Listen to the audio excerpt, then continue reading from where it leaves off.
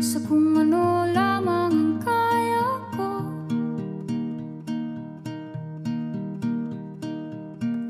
Bigang-biga na sa mga problemang di masolusyonan agad, parang wala nang bukas.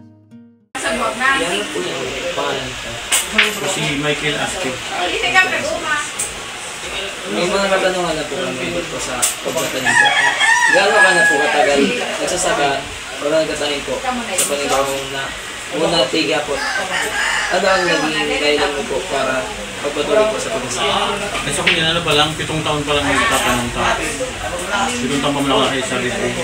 Pagtatanong ko, extra man lang. Kumbaga, tawag hanap po yung mga. Kumbaga, ano lang, another income. Lahat po yun. May idea po tungkol sa iyong pagsasaka na pwede may share sa amin po. Ay, sa pagtatanong, tiyagaan. Kumbaga, tiyagaan lang. Kung wala kang tiyaga, siyempre wala ka rin aaninin. Anong pamamaraan ng pagtatanim ang pangunahing ginagamit mo po sa iyong saka? Dito sa amin sa likod, ang ginagawa namin dyan, pag tag-ulan, palay. Pag medyo maganda yung panahon, pag yan, maaraw o kung hindi maulan, tigtatanim namin ng gulay. Kalabasa, kung ano, bitsay, okra, mga ganyan. Paano ka naman po nag-i-ensure sa pagpili ng mga pananim po? Eh, siyempre, seasonal. Kung sakaling maulan, siyempre, yung mga pananim na matagal sa ulan, tumatagal sa ulan. O kung hindi man, tulad ng patola. Depende sa seasonal. Kasi hindi ka naman pwede magtanim ng ano eh. Kung maulan, siyempre tatanim mo dyan yung tumatagal sa tubig. Paano mo po napanatili ang pagtataba ng lupa sa pinagtataniman niyo po? Dito, ang pamamaraan namin dito, pagtanim, pinubulok yung mga pinatinanim. Kumbaga, ang tawag din eh. Basta yung yung binubulok namin yung mga tinanim para mahalo sa lupa. Hindi siyempre, pag nagtatanim, inaabunuhan din. Para yun na po yung maging pataba po. Oo. Paano po napokontrol ang mga peste na sumisira sa mga tanim niyo po? Ay katulad niyan, kung nagtanim ka ng mga gulay, meron naman naaangkop na mga pesticides na ginagamit diyan. Mostly kasi dito, hindi naman gumagamit ng organic eh. Kadalasan puro mga nabibili.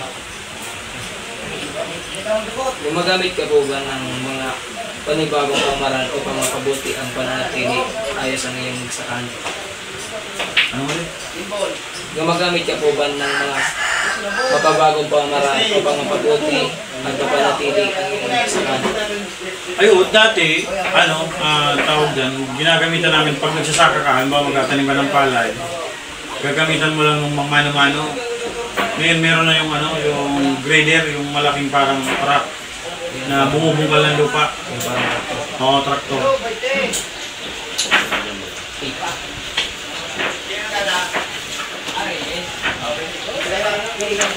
Anong uri po ng pataba ang ginagamit nyo? At paano nyo po natutuloy ang tamang dami ng pananim? Kadalasan ang ginagamit dito yung puting abono, urea. Yung pula naman, ginagamit kadalasan nata. Kasi bihira ko magpalay eh. Ginagamit namin yung kulay pula. Kalimutan ko yung tawag eh. Yun lang madalas. Paano naman po nakaka-apekto sa inyo ang benta ng mga pananim sa merkado? Ay nagkakaroon lang ng epekto. Halimbawa, itong barangay namin, ang produkto, halimbawa, talong. Sa kabilang barangay, talong din. Sa Limanan, ganyan, maraming nagbibenta ng talong. O siyempre, pag nagdala kayo sa pamilihan, babagsak yung presyo niyan kasi marami. Kumbaga, marami yung produkto, less yung demand.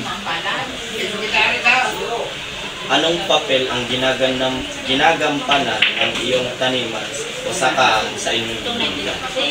At kung dito lang sa komunidad, pag nagtanim ka, kasi dito sa atin, pwede ka naman mahingi. Pero yung ano lang, yung pang konsumo lang araw-araw. Kasi iba naman yung hihingi ka na maramihan, siyempre medyo nakakapang-alangan naman. Kumbaga, nakakatulong din naman yan kahit para kapapano pag magbigay ka ng konti.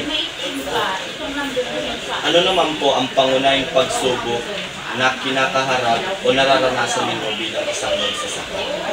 So ngayon, tulad ngayon, tag-ulan, nagtanim ng talong, tinubig, mga ganyan ano tawag dito, pangyayari ang ano, kadalasang nangyayari.